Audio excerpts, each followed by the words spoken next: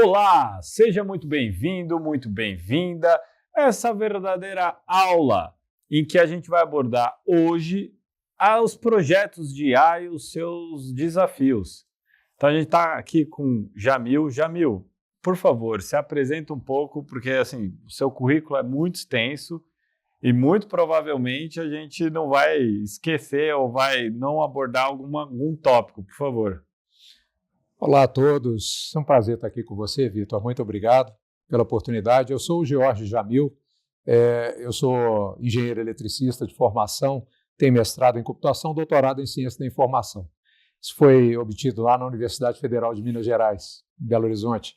Moro hoje em São Paulo. Tenho 2 pós-doutorados, um no Porto, em inteligência do mercado, outro em Cartagena, na Espanha, em empreendedorismo. Isso é carreira acadêmica, né, que persiste ao lado da carreira empresarial. Eu sou consultor de empresas, professor de educação executiva.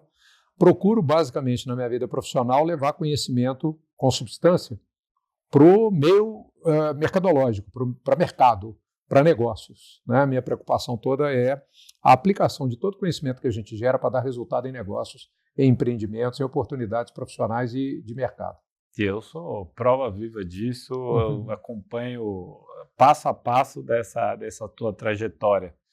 Jamil, assim, de maneira contextual e objetiva, o que é um projeto de IA e dados e quais os principais desafios?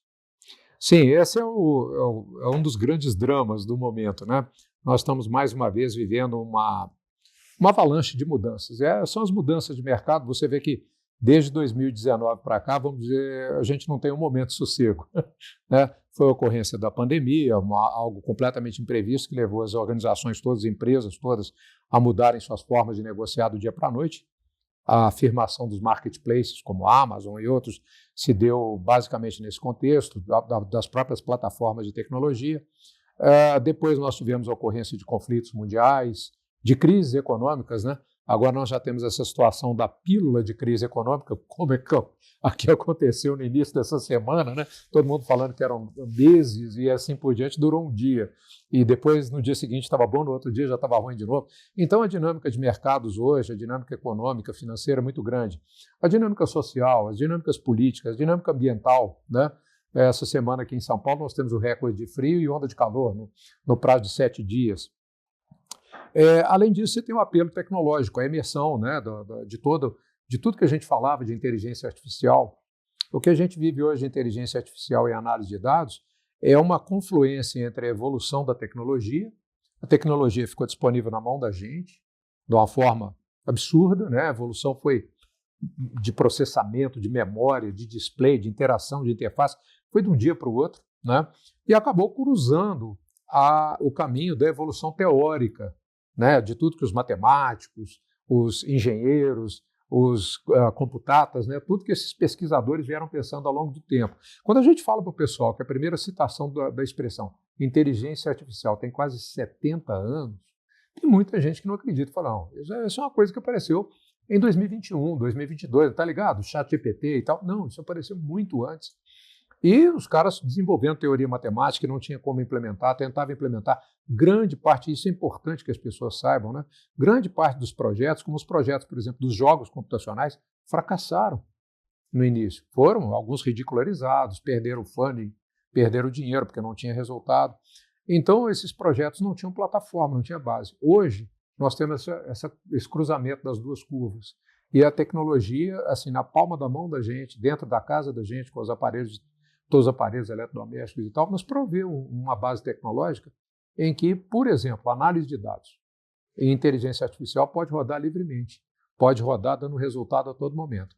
É o resultado na hora que você vai fazer uma pesquisa no Google, que você vai comprar uma enceradeira, uma máquina de lavar, você vai contratar um pacote turístico, você vai comprar um plano de saúde.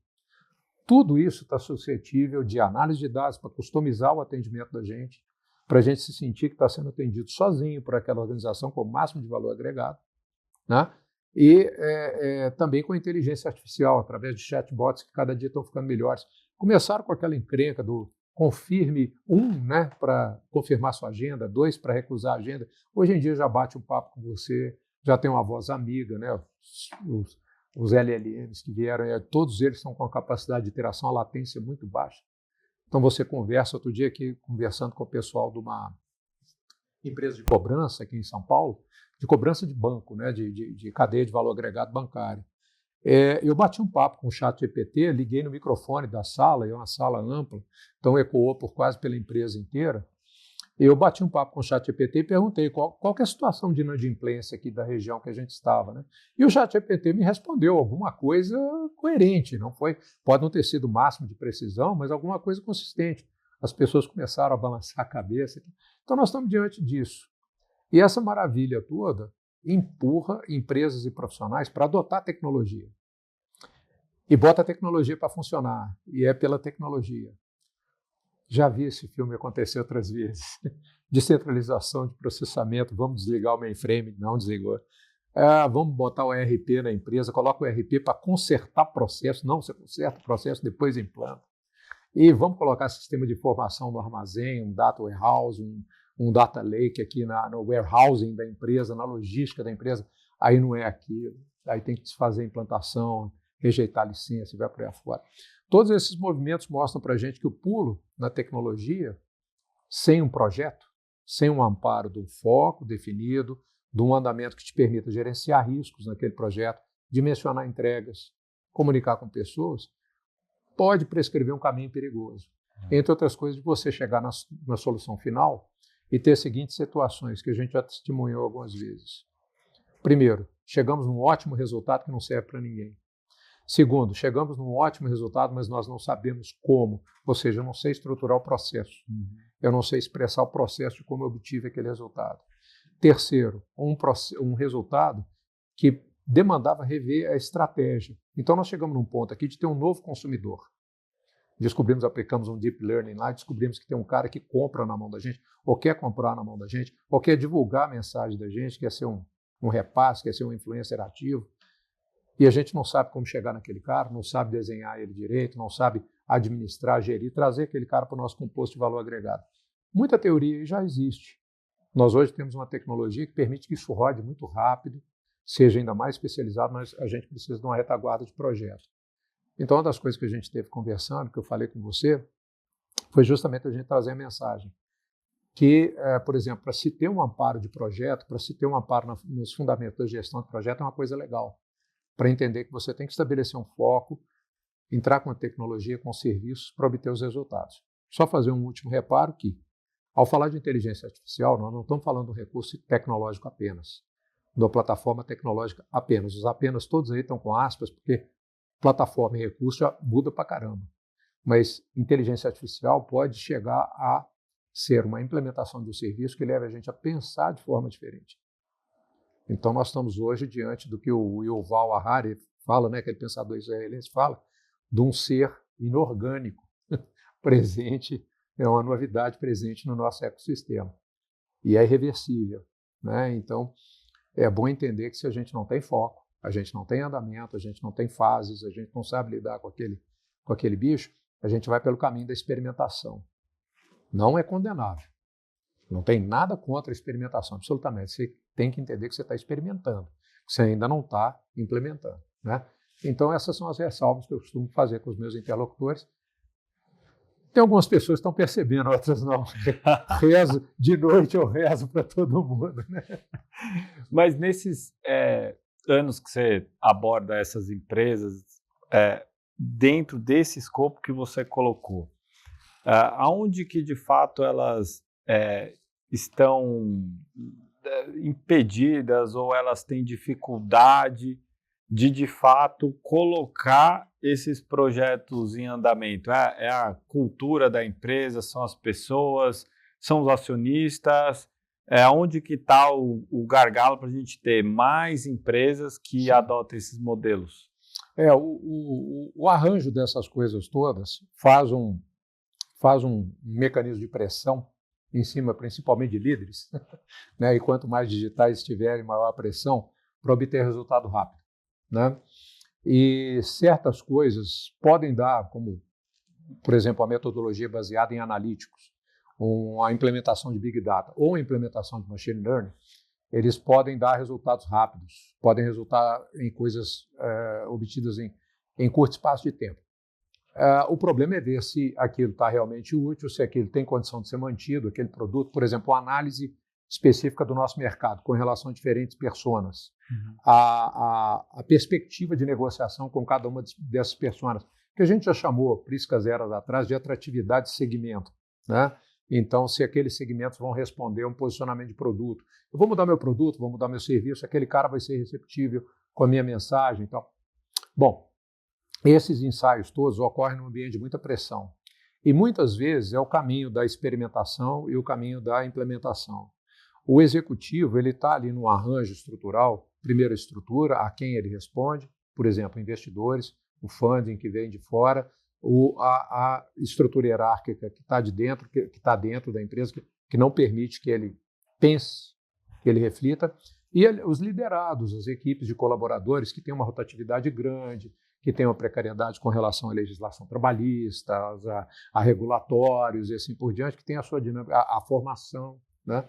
As dinâmicas próprias de mercado. Então, isso tudo faz um mecanismo de pressão em cima das pessoas que têm que tomar decisão, e a gente recai em alguns fatos, por exemplo, que lá na ciência da informação, que é onde eu tirei meu doutorado, a gente já via que tem um fenômeno aqui que muita gente que está vendo essa nossa gravação aqui, esse nosso papo, vai se sentir com a mensagem, que é o seguinte: a primeira ideia que a gente teve que funcionou é que fica. Nós não temos condição, por exemplo, de otimizar, de aperfeiçoar, de gerir riscos, entendeu? Então, colocou para funcionar, é o que a turma fala na praia lá, naquele maravilhoso litoral do Nordeste. Mexe não. Mexe não, deixa funcionando.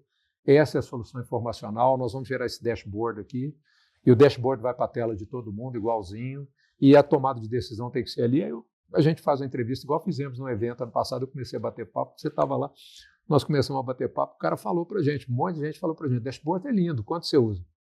10%, 15%. Os muito animados, os muito dispostos mesmo, usavam 20% da informação toda que estava disponível naquela beleza, naquela pintura renascentista com gráficos do Power BI, do Tableau e assim por diante, né? Então a gente chega nessa situação da primeira solução que funciona, é a que vai para a implementação.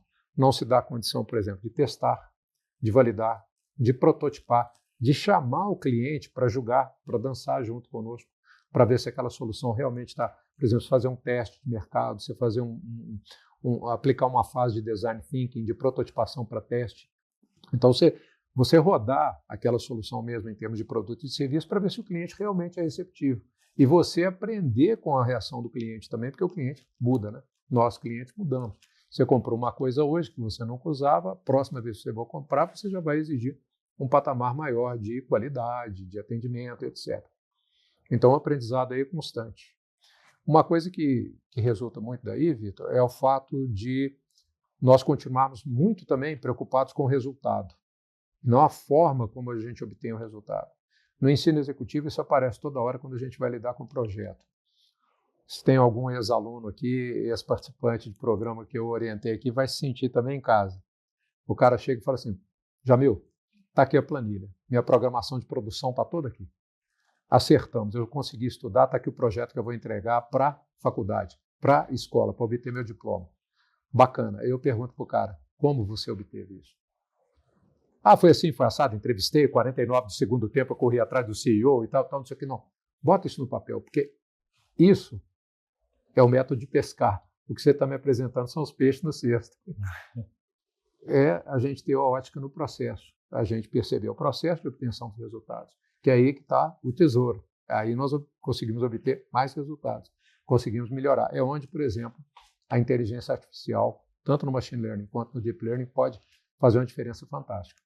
Quando a gente está falando desse desafio, dessa implementação, desses novos projetos dentro do core business mesmo de uma empresa, eu percebo que existe uma grande dificuldade de você estruturar um processo de mudança que vai impactar todo mundo e que no meio do caminho acontece uma nova ruptura, um novo desafio. Eu vou citar só para deixar bem claro aqui um exemplo. Na nossa parque existência, a gente viu nos últimos 20 anos, né? Várias ondas. Então veio a onda do preciso ter um site, do preciso ter um app, agora a onda é do preciso ter um IA. Você citou o dashboard.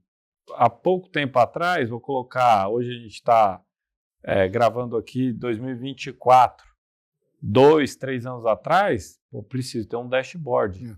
Agora, o pessoal falou assim, não, dashboard não, eu quero que a IA tome a decisão já baseada nos dados coletados que estariam no dashboard, mas não quero mais. Para que eu vou ficar olhando dashboard? Se a tomada de decisão eu posso automatizar com a IA que consegue processar um volume de dados muito maior. Sim. Né? E as experiências que eu vi e vivi, as de sucesso, na implementação dessas novidades que venham a melhorar o core business, o coração de uma empresa, foram gestados fora e não dentro. Então, eles foram gestados paralelamente, ao passo que, quando deu certo, traz para cá. Perfeito. Certo? É diferente de inovação aberta, que é quando a empresa, de fato, faz um chamado para um monte de empresa de tech ou algumas outras que ela começa a mentorar, apoiar, acelerar. Não, estou falando gestado fora. O grande exemplo que a gente tem aqui no Brasil é o Zé Delivery e Ambev. Então, o Zé Delivery foi criado, gestado inicialmente fora, dentro da Zetec, e a partir do momento que foi validado, embarcou para dentro da Ambev. Né? Porque o grande desafio é, se algo é realmente uma melhoria que não seja incremental, que seja de fato para atender uma nova demanda ou mesmo matar a própria empresa, o modelo anterior, isso vai trazer problemas inevitáveis, inclusive para as pessoas que vão ficar reticentes a essa mudança, né? Você pode ter um departamento inteiro que precisa ir embora, esse tipo de coisa, né? Nesse passo a passo aqui que você está explicando aqui para a gente, como é que a gente aborda esse aspecto que você citou agora de cultura das pessoas em relação a isso? Porque é um desafio que outras áreas já enfrentaram. O desafio de uma área de compliance, um tempo atrás, era esse. Como eu vou implementar uma cultura de compliance para uma empresa, para os departamentos ou todos não acharem que aquilo de fato é algo que vai burocratizar, que é desnecessário, que está impedindo. Eles passaram por aquele desafio também. Sim. No teu conhecimento, o que você acha que poderia ser um by the book assim, para ter a empresa com uma cultura voltada a isso? Você está falando, está me ocorrendo aqui semana passada ainda. Eu estava no evento, numa banca, um profissional experiente da área de compras, que já ocupou até cargo de direção de compras no setor dele. Ele falou para todo mundo que estava assistindo que no setor dele, inteligência artificial não tinha nada a ajudar no processo de compras. A reação do cidadão que estava do meu lado falou assim, puxa, finalmente achamos um setor que não vai ser impactado. Até então não tinha ouvido ninguém.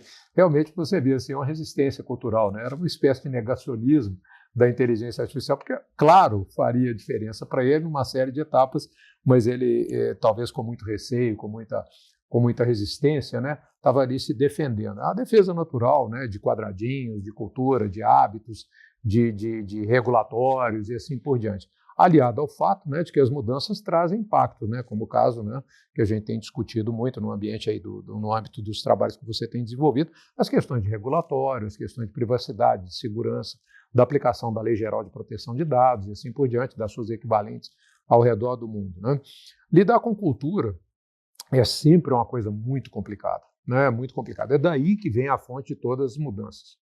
Se no fim do dia você tem uma mudança tecnologicamente bem proposta, estruturalmente bem proposta, mercadologicamente bem proposta, mas que pega a cultura de frente, a cultura provavelmente, como disse o Peter Drucker, vai devorar no café da manhã todo aquele fenômeno estratégico, né? Então, primeiro, eu acho que as empresas têm que conhecer sua própria cultura, que muitas vezes essa cultura ela é desenvolvida endogenamente, né? Ela é desenvolvida, as entranhas vão se costurando ali, as raízes, os nervos vão desenvolvendo e a empresa não toma conta daquilo, não tem condição de lidar com aquilo, os grupos vão se acertando, as hierarquias informais vão se formando, né? Sistemas são implantados nesse sentido, processos são implantados nesse sentido, métodos são implantados nesse sentido, né? Já vi, por exemplo, uma metodologia de squad ser usada numa empresa de direito e os caras colocaram 3 squads, o squad mais crítico era hierarquizado, então não era squad. Eu passei o vídeo do Spotify para todo mundo, estudamos aquele vídeo, destrinchamos como que ia fazer. O primeiro squad funciona, o segundo squad funciona, o terceiro squad, eu falei, isso aqui é departamento, o nome disso aqui é departamento, é unidade, isso aqui não é squad. E começamos um braço de ferro lá e a muito custo a gente conseguiu modelar. Então esbarrou numa questão cultural, numa questão de até, vamos dizer assim, de uma certa vaidade organizacional, porque aquela área que aquele squad ia trabalhar, gerando ali um resultado, estava no veio de maior relevância da empresa para o mercado. Então, os executivos que estavam lidando ali aceitavam fazer uma experiência peronomútil. Nós aceitamos até um certo ponto. Então, lidar com a cultura requer postura, requer comunicação, né? Uma habilidade muito grande dos gestores que estão propondo a mudança cultural de comunicar. A comunicação, no meu entender, ela não é única. Então, há a comunicação para liderados, para colaboradores, a alta comunicação para gestores, líderes de nível mais superior, há a comunicação para os stakeholders externos, como os investidores, como o público imediato, os contratantes de maior porte, de contrato repetitivo. Então, a função da comunicação no sentido de mudar a cultura é muito relevante. A outra questão também é de fazer uma programação dentro da expectativa, uma programação de entregas, para que as pessoas não se sintam, por exemplo, naquela mudança de cultura que nunca acontece, ou naquela mudança de cultura que é considerada insatisfatória. Todos esses sinais levam um impulso inicial de mudar e voltar para a situação que estava antes. Porque cultura ainda tem aquele problema da eletrovalência, né? Então, se tirar o elétron ali do átomo, ele não sai, continua carbono do mesmo jeito, não quer mudar, precisa aplicar uma dose bruta de energia para desfazer aquela associação. Então, a cultura é trabalhosa e é essencial de ser mudada. Volta ao caso, inteligência artificial. Há projetos, há propostas que vão mudar o jeito da organização, das pessoas pensarem, da forma de pensar. E isso é uma postura que choca com resistência cultural. Não tem jeito, vai bater mesmo. E é importante que a empresa tenha em mente, se ela não fizer, pode ser que um concorrente o faça. Pode ser que um agente externo o faça, né? Nós temos lá o modelo do Porter, tem o substituto. É o cara que entrou no mercado de disquete oferecendo pendrive, é o cara que entrou com a cloud substituindo a memória magnética, né? Então chega um cara de fora que não tem seu composto de negócio, mas que te oferece uma solução que leva seu cliente embora, em cima de uma tecnologia, em cima de uma robotização, em cima de um ambiente virtualizado. Então é bom ter atenção, porque nós estamos diante de uma situação de premência e de mudança cultural. Na minha experiência, Jamil, acho que a cultura, principalmente nessas empresas nativas digitais, que nasceram com uma outra mentalidade, né? Não dá nem para dizer qual é o marco temporal exatamente, e eu estou olhando de dentro para fora, né? Não de fora para dentro, assim, cultura começa na contratação. Então, assim, as pessoas que vão ser contratadas, elas já passam por um crivo de cultura. E no decorrer do processo dentro da empresa, essas pessoas, elas necessariamente são avaliadas pela cultura também, com o mesmo peso que elas são avaliadas por meta. Tá. Obviamente que não está tão ainda maduro isso, principalmente no Brasil, mas, a rigor, todo mundo tem essa tarefa. Então, tem os valores da empresa lá, tem as metas, cumpriu as metas? Tá bom, vamos checar os valores. A questão é, dentro de uma empresa que já tem muito tempo de atuação, como que você faz uma transição para uma nova cultura? E cultura não nasce do dia para a noite, ela é gestada. Exato. Por isso que eu vejo que esse desafio desses projetos que visam implementar alguma coisa nova, usar IA, banco de dados, automatizar alguma coisa, elas podem e devem também serem pensadas por área. Porque se a gente pensar no modelo matricial que veio da segunda revolução industrial, que até hoje a gente vê nas empresas, são as áreas, os recortes, então tem a área de finanças, a área do RH, a área tal onde uma começa quando a outra termina, então todo mundo está confortável no mesmo quadrado. Essas áreas, mesmo dentro dessas empresas, elas podem ter também alguns valores a mais do que a própria empresa na hora de fazer algum tipo de projeto, e também pode, de fato, criar lá um processo interno daquela área para, elaborando uma coisa que funcione, que diminui o custo, que gerou um valor agregado para os seus clientes internos dentro da empresa, ou mesmo se for uma área que olha para o externo, que isso, inclusive, seja valorizado e sirva de exemplo para as outras áreas, né? Porque no modelo clássico, a gente seria assim, muito cômodo responder o seguinte: para a gente implementar alguma coisa, a gente vai ter que ter o apoio do CEO. Então, o CEO vai lá e desce a régua. Né?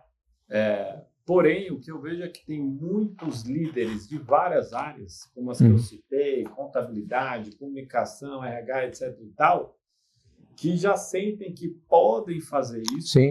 Eles já têm essa liderança dentro ali da área, e que o negócio já está mais à disposição de implementação do que nunca antes na história. Se você pegar uma área clássica, que é tradicionalíssima, você pegar um jurídico. O jurídico de antes, onde a pessoa tinha que pegar o livro para pesquisar jurisprudência, ou entrar no site, deixa eu pesquisar aqui no site. Hoje já tem modelos que se implementam, ela já tem de fato o que dizem percentualmente os tribunais do Estado de São Paulo, dentro do Estado de São Paulo, quais são as varas que dizem A, B, C ou D.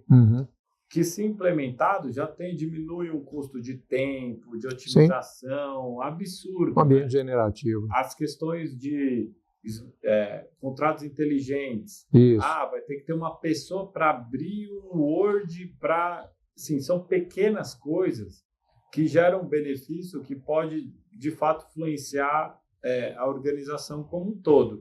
Mas se a gente não tem, de fato, um processo, vamos dizer processo, de avaliação das pessoas também com base nessa transição, não tem modelo que a gente possa fazer que vai encontrar uma resistência muito grande. Né? Isolado, sem dúvida. Corroboro isso que você está falando, Vitor. Eu acho que as iniciativas, por exemplo, toda vez que a gente lida com um problema, com uma proposta complexa dentro de uma empresa, uma das iniciativas, um dos métodos que a gente pode fazer, por exemplo, um aluno meu de pós chega para mim e fala que está lá com um projeto bem complexo, com um cliente de consultoria. A tentativa que a gente faz é normalmente fracionar esse projeto para tentar entender as etapas, né, e verificar onde essas frações vão cair dentro da organização. Por exemplo, né, há algum tempo atrás eu lidei com o departamento de contabilidade. Não é minha praia. No máximo eu tenho um curso feito aí online de contabilidade básica há séculos atrás, não mais do que isso, respeito demais a função, mas não tenho conhecimento. Mas fui lidar com o pessoal da contabilidade dessa empresa e me chamou muita atenção que a turma lá da contabilidade, estava com na realidade, uma pegada de gestão do conhecimento em cima de tudo que estava sendo gerado ali dentro. Então, o conhecimento contábil que estava sendo gerado ali extrapolava as planilhas, a geração de resultados esperadas pelos órgãos da tributação e tudo mais. Ao ver aquilo, uma situação que me ocorreu foi justamente motivar a empresa a reconhecer aquela produção de conhecimento como algo que permitiria que a empresa gerisse seu caixa, com a sobra de caixa, investisse, por exemplo, em treinamento, que era uma área que era um fato que estava acontecendo lá de uma carência. Outra coisa, que investisse em inovação, que a empresa, o investimento era praticamente zero, né? E fiquei um tanto surpreso de ver que os gestores da empresa ficaram mais surpresos que eu, que tinha encontrado aquilo como um consultor visitante, quase como um consultor informal da empresa. Eu estava dentro da empresa para olhar outras coisas. Fui fazer uma visita nesse setor de contabilidade e observei que naquele núcleo, como você falou, naquele órgão, existia ali uma possibilidade de geração de conhecimento. O que nós fizemos? Nós estruturamos, documentamos bem aquilo, foi iniciativa válida, nós documentamos bem o que estava acontecendo ali, o tipo de produto interno que era gerado para tomada de decisão, para o gestor ir lá e falar o seguinte: olha, está aqui um cenário que eu não esperava encontrar esse nível de informação, isso aqui, essas peças de informação que estão sendo produzidas pela contabilidade estão me levando aqui a uma situação mais clara com relação à decisão que eu tenho que tomar, então eu posso fazer isso, posso fazer aquilo, não posso fazer isso, não posso fazer aquilo. Eu prefiro exatamente nesse caminho que você discutiu aqui, que você descreveu, de verificar as competências que estão dispostas nestas áreas. Normalmente a gente descobre coisas fantásticas em setores como marketing, interação comercial, tecnologia, gestão de projetos, os órgãos ligados à informação, quando é possível, né? Então, você tem o CIO dentro das empresas, com aquele órgão que lida com a informação e conhecimento da empresa. A gente verificar as soluções que estão ali e documentar essas soluções. Promover um teste com essas soluções, uma prototipação com essas soluções e tentar ver o mecanismo de replicação dessas soluções dentro da empresa. A partir daí, nós temos a perspectiva de mudar culturalmente a empresa, entendeu? Então, vem ali das raízes da empresa e sobe arejando toda a planta, né? De forma que um CEO, por exemplo, pode abraçar aquela solução de replicar todo aquele método, digamos, por exemplo, uma produção de conhecimento de mercado, uma produção de conhecimento ligada à cadeia de valor agregado, fornecedores de matéria-prima, transportadores, estocadores. Então, vem ali um conhecimento que o CEO pode comprar a briga dele, comprar o projeto dele de mudança cultural, ao implementar nas várias áreas. Olha aqui o que a contabilidade fez, né? Olha aqui o que a engenharia de produção da empresa fez. Olha aqui o que o jurídico da empresa está fazendo, né? Vamos adaptar para o seu setor, vamos fazer uma jornada integrada aqui, um internal UX aqui para todo mundo, né? De distribuição desse conhecimento, de processo, do novo método de trabalho, e aí implementar efetivamente a mudança cultural, né? Com as pessoas sendo comunicadas, comprando a empreitada, né? Então aí a gente está ganhando uma perspectiva de mudança cultural. Muito preferível a chegar lá no órgão máximo, no ponto luminoso da escada e deixar aquela ordem, cumpra-se, né? Isso aí a gente sabe que não dá. Não dá mais. Porque realmente essa demanda não tem só para as empresas tradicionais, grandes, ali no objetivo final da empresa, mas sinto que muitos líderes de área têm essa pressão, também, inclusive, nas nativas digitais. Uhum. Porque você pode pegar uma empresa unicórnio, vale mais de 1 bi, empresa de tecnologia. Eu sinto isso também. A área de tecnologia está avançada, está no século 22 já, e as outras áreas não. Agora, depois de um tempo, não é nem tanto tempo assim, a gente está falando de os últimos 5 anos, mais recentemente ainda, elas têm agora sofrido essa pressão para fazer essa mudança. Só que é o seguinte, aí é uma pergunta, provocação mesmo. Você não acha que está faltando um novo tipo de profissional, não de habilidade, mas de competência dentro das áreas das empresas? Porque, eu me coloco na posição de um diretor de recursos humanos. Uhum. Tá cheio de trabalho, já tem um monte de coisa a se cumprir, aonde o cara vai conseguir algum tempo ou cavar um tempo para fazer esse processo na área dele. Sim. Tá? Se a gente for fazer um paralelo com o que a gente vê na área de tecnologias digitais ali, você vê que foi criada uma figura do profissional de produto, Sim. que ele é praticamente a liga entre isso. tecnologia e as orientações das outras áreas. Porque mesmo aqui no Brasil, nas empresas nativas digitais, o seu CTO, esse profissional, não necessariamente ele conseguia falar a linguagem do restante da empresa. Então, o cara de produto, ele é um híbrido ali, tá? Em algumas empresas ele é menos tech e mais negócio, em outras empresas é mais tech e menos negócio, mas foi criada uma figura assim, diferente, embora com um nome até tradicional.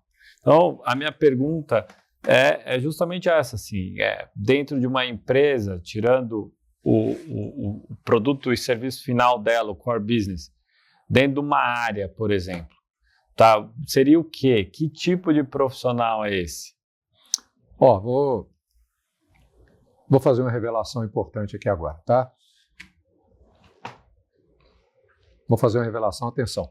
Quando a gente faz uma consultoria, quando você tem uns quilômetros rodados, você vai normalmente entrevistar, fazer um diagnóstico de uma situação. Você vai entrevistar, por exemplo, o diretor, o CEO, vai entrevistar o vice-presidente, entrevista até o presidente. Eu faço todas as entrevistas com muito cuidado, escuto todo mundo, porque a gente tem que aprender toda a situação. Mas se tem uns caras que eu pago especial atenção para o que eles vão falar, são aqueles que têm justamente essa abordagem transversal dentro da empresa. Dependendo da característica da empresa, você tem um ou outro profissional, mas normalmente o gestor de projetos, tá? O gerente de projetos, o gerente de tecnologia da informação, tá? Que eu já fui. Então você um dia está instalando algo na mesa do vice-presidente, no outro dia você está colocando alguma coisa que vai funcionar na garagem da empresa. Você vai lá do pé da empresa ao principal neurônio, ao principal item de massa cinzenta, numa velocidade absurda. Você tem contato com todo mundo dentro da empresa, você tem demandas e requisições a atender por todo mundo dentro da organização. Tá, aí parece que eu estou falando de uma empresa de 150 anos, com 17 níveis de departamento e tal. Vamos às empresas digitais, empresas novas. O pessoal chega de mercado com uma formação muito absurda, muito pontual, muito focada, muito concentrada. Você vai no curso de tecnologia, toda hora me chamam. Eu fico numa felicidade enorme para fazer uma aula de abertura, como eu estava te falando outro dia. Fazer uma aula de abertura e os caras me perguntam, professor, o que você pode falar para os nossos alunos de tecnologia? Falo com eles, gestão. O que você pode falar para os nossos alunos de gestão? Eu falo, tecnologia. Né? Porque falta aquele papo, falta você trazer o outro time para jogar junto com eles. Os outros especialistas. É essa competência que você muito bem aludiu. Então, por exemplo, não raro você encontra gestores que têm medo de planejamento estratégico, que têm receio de planejamento de tecnologia, que querem delegar a gestão de projetos para terceiros. Eu já concebi o projeto, agora tocar o projeto não é minha coisa. Né? O Richard Branson, né, da Virgin, ele tem umas frases muito engraçadas a esse respeito, aquele cara muito maluco, muito inteligente, muito bacana, e ele fala assim, eu deixo o pessoal tocar o projeto. E geralmente dá errado, porque eu não me responsabilizo. Ele fala isso, né? Costuma insistir muito nesse ponto. Então, eu acho muito importante que os profissionais tenham esse desenvolvimento transversal, que mesmo que sua formação, seu lidar, sua valorização curricular premie a sua formação pontual, específica, especialista. Vocês estão falando com um cara aqui que está às prévias de completar 65 anos, já tem neto. Eu tenho quase 45 anos de mercado. Graças a Deus, pago meus boletos sem problema. E eu nunca me intitulei especialista de nada. Eu já tive oportunidade na engenharia, na computação, em outras áreas. Virar e falar, eu sou especialista de que você faz? É uma dificuldade enorme. Meio acadêmico acha que eu sou empresário, os empresários acham que eu sou teórico. Brasil, paciência, beleza, vamos lá, vamos ganhar medalha, como diz o outro. Então, a questão básica aqui é você ter essa visão transversal ao gestor, ao líder que está ali, ao CTO, por exemplo, ele entender o que faz o marketing, por que finanças é importante, qual que é a questão com o projeto, qual que é a questão com a contábeis, com o direito. O pessoal do jurídico dá uma visitada na tecnologia, tentar entender aquela nomenclatura toda, aquele arcabouço todo com o seu próprio nome. Ninguém ficar com quadradinho, com caixinha. Porque à medida que você setoriza demais as coisas, gera a raiz cultural, gera a defesa, né, contra a mudança. E, mais uma vez, a gente está falando isso aqui desde o início do papo, mudança hoje é uma coisa irreversível, irrecorrível. Você não tem condição de falar que não vai mudar. É preferível encarar dessa forma. Não, mas aí você está exagerando. É preferível exagerar para esse lado do que de falar que não vai mudar. Né? Porque o cara está pilotando ali, tripulando a nave dele, numa boa, vem um regulatório e muda. Vem um empreendimento de fora e muda. Vem uma situação econômica e muda. Pinta uma guerra lá, centenas de milhares de quilômetros de onde ele está, e, poxa, ele não pode fazer porcaria nenhuma, né? E muda toda a realidade econômica, financeira daquele empreendimento, daquele contexto, né? Então, eu acho que essa formação, em termos do cara ter a possibilidade de olhar para os lados, entender o todo da organização, isso é uma função da organização. Eu acho que a liderança da organização deve prover essa visão geral. Me chamou muita atenção, só para completar aqui, me chamou muita atenção que numa organização de entretenimento que eu atendi uma consultoria uns 4 anos atrás, eu propus Job Rotation. Job Rotation é uma coisa da década de 1960. É pegar o Vitor, que trabalha lá na cadeia de suprimento, colocar o Vitor na tecnologia um tempo, no marketing outro tempo. É pegar o paralelo do Vitor, que está lá no jurídico, e colocar ele no marketing, colocar ele no financeiro. Pô, mas esse cara é advogado. Não, ele vai dar uma cheirada, vai ver como é que são as pessoas, quem que é aquele cara bacana com quem ele já teve conversando sobre futebol, aquela pessoa com aquele que ele comentou no capítulo da novela, lá no refeitório e tal, ver o que aquele cara faz, o que aquele cara pode contribuir, qual que é o ambiente, qual que é a pegada, porque está todo mundo no mesmo bar, né? Então, eu recomendei isso para uma empresa de tecnologia e os caras se espantaram. Poxa, meu menino do teste vai vir aqui para o meu lugar? O cara testador não sabe. Você sabe fazer teste também. É um barato. Você vai fazer teste no cliente, cara. Você vai cheirar lá caminhão, garagem, caminhão saindo com produto no estoque 4 horas da manhã. Vai lá ver como é que a coisa chove, faz sol, não sei o que e tal. Vai lá ver o que acontece para você entender o que é a empresa, né? Não ficar aqui com o corpo teórico, às vezes até um pouquinho preconceituoso do que as outras áreas fazem. Essa visão transversal é fundamental. Pô, eu vi isso mais de uma vez já, quando eu estava no iFood, até no meio, a Priscila era do jurídico, pô, ela descobriu que ela era do comercial, tá até hoje no comercial voando. Show! Jamil, obrigado por tanto conhecimento aqui sobre esses desafios aí de implementação desses projetos de AI e dados. Se você fosse sintetizar o que a gente falou aqui, como é que você sintetizaria? Acho importante o pessoal entender o que é um projeto de mudança.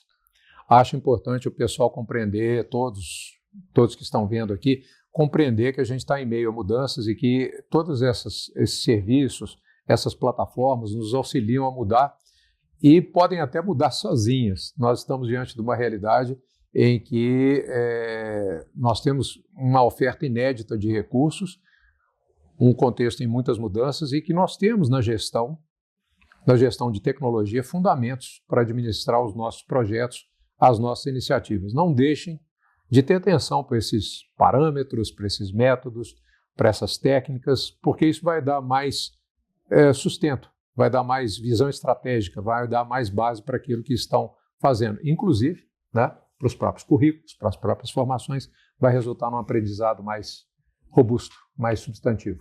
Ótimo, obrigado, viu, Jamil? Eu te agradeço, Vitor. Obrigado por estar aqui com a Rede Líderes Digitais. Te agradeço muito. Muito obrigado. E você não deixe de ficar aqui para o próximo tópico dessa nossa trajetória incrível com as principais lideranças do ecossistema digital.